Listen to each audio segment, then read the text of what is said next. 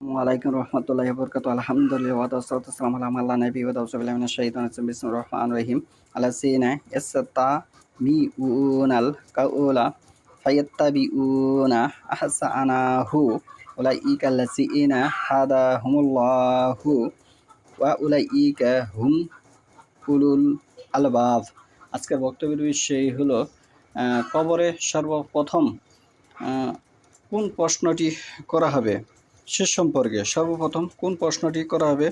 ভারতবর্ষ সহ সারা পৃথিবীতে যত ইসলামী রাষ্ট্র আছে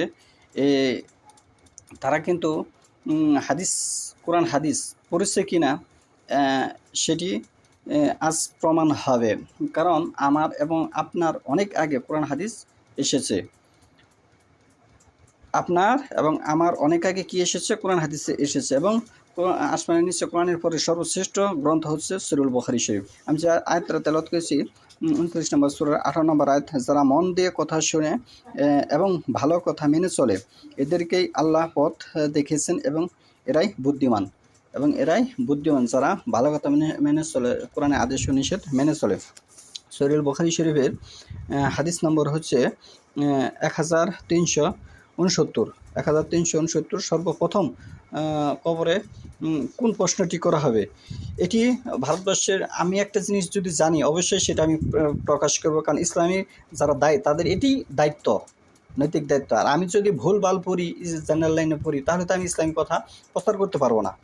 তাহলে এখানে যে বিষয়টা দাঁড়ালো যে অতি প্রথম একজন ব্যক্তিকে কি প্রশ্ন করা হবে, মুমিন ব্যক্তিকে, সেটা আমরা জানি না। কিন্তু আমরা অন্য বিষয় জানি, কবরে একজন মুসলমানকে 3টি 4টি প্রশ্ন করা হবে, এগুলি আমরা জানি। কিন্তু অতি প্রথম কোন প্রশ্নটি করা হবে সেটা কিন্তু মানুষ জানে না, কিন্তু এটি তার জানার প্রয়োজন ছিল।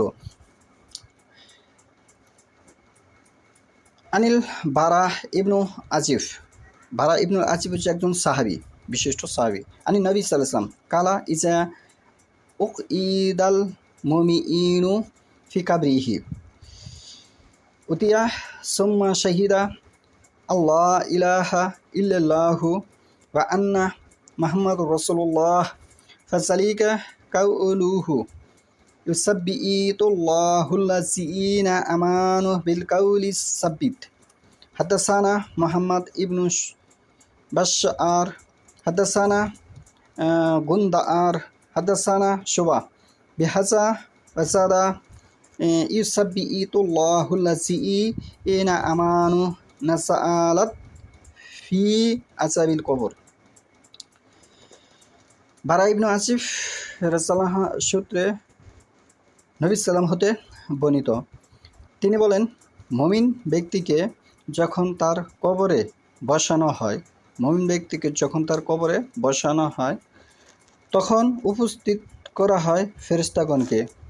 অতঃপর ফেরেশতাগণের প্রশ্নের উত্তরে সে সাক্ষ্য প্রদান করে যে আল্লাহ ব্যতীত প্রকৃত কোনো ইলাহা নেই, আর মুহাম্মদ সাল্লাল্লাহু আলাইহি ওয়াসাল্লাম আল্লাহর বান্দা ও রাসূল। এটা আল্লাহর কালাম, যার অর্থ আল্লাহ পার্থিব জীবনে ও আখিরাতে অবিচল রাখবেন সে সকল লোককে যারা ঈমান এনেছে প্রতিষ্ঠিত বাণীতে। এখন ভারতবর্ষের মানুষ ঈমান সম্পর্কে 1999 জন মানুষ জানে না। 1999 জন মানুষ ঈমান সম্পর্কে জানে না। আপনার ঈমান আছে, যদি আমল না থাকে তাহলে ওই ঈমানের কোনো দাম নেই। আপনার ঈমান আছে, যদি আমল না থাকে তাহলে ওই ঈমানের কোনো দাম নেই। আপনি একজন মুসলিমকে জিজ্ঞেস করেন, সে বলবে হ্যাঁ আমার ঈমান আছে, কিন্তু তার যে ইসলামী বাস্তবায়নের 10টি কথা তাকে জিজ্ঞেস করেন যে আপনি একজন মুসলমান হিসেবে কয়টি আমল আপনি বাস্তবায়ন করেছেন, তখন সে আনসান করবে। বারা ইবনু আসিফ রাদিয়াল্লাহু আনহু বর্ণিত, হানি নবী সাল্লাল্লাহু আলাইহি ওয়াসাল্লাম বলেন যে কালা ইজা যখন উকিদাল মুমিনুন, উকিদা হচ্ছে বসানো, কোনো মুমিনকে বসানো হবে, ফি কাবরিহি কবরের মাঝে তাকে যখন বসানো হবে, উতিয়া তখন ফেরেশতা এসে সুম্মা প্রশ্ন করবে যে আশহাদু, তার প্রশ্নের উত্তরে মুমিন ব্যক্তি বলবে আশহাদু আল্লাহ ইলাহা ইল্লাল্লাহু ওয়া আন্না মুহাম্মাদুর রাসূলুল্লাহ, আমি সাক্ষ্য দিচ্ছি আল্লাহ ব্যতীত কোনো মাবুদ নেই, নিশ্চয় মোহাম্মদ আল্লাহর বান্দা ও রাসূল। তাহলে এই কথাটি ভারতবর্ষের কোনো মুসলিমকে কেন বলা হয়নি, এটি হচ্ছে আমার সারা বিশ্বের মুসলিমের কাছে প্রশ্ন। একজন মুসলমান চট করে বলতে পারবে যে কবরে 3টি প্রশ্ন হবে, 4টি প্রশ্ন হবে, এই কথা সে বলতে পারে, কিন্তু একজন মুসলমান বলতে পারে না যে কবরে সর্বপ্রথম কোন প্রশ্নটি তাকে করানো হয়। হাদিসটি সহিহ বুখারী শরীফ 3য় খণ্ড 1369, 1374। এরকম আরও হাদিস আছে যে মুমিন ব্যক্তি কবরে কালেমা শাহাদাত পাঠ করবে। তাহলে আমরা ইসলাম সম্পর্কে গভীরভাবে গবেষণা করব। এখন বর্তমানে যে যারা যারা বক্তা, তাদেরকে আমি দায়ী করছি এই কারণেই, তারা সঠিক ইসলাম কেন সমাজে আম লোকের কাছে তারা পৌঁছাতে পারেনি, এটি আমি তাদেরকে দোষারোপ মনে করব। এই কারণেই মানুষ বিভিন্ন দলে বিভক্ত হয়ে গেছে, পথভ্রষ্ট হয়ে গেছে। এই পথভ্রষ্ট হওয়ার কারণ হচ্ছে মানুষ সঠিক হাদিস প্রচার না করার কারণে, ইসলামী দায়ী যারা, তারা সঠিক হাদিস প্রচার না করার কারণে মানুষ আজ পথভ্রষ্ট হয়ে গেছে। এর দায়ভার আলেমদেরকে গ্রহণ করতে হবে। আমি তাদেরকে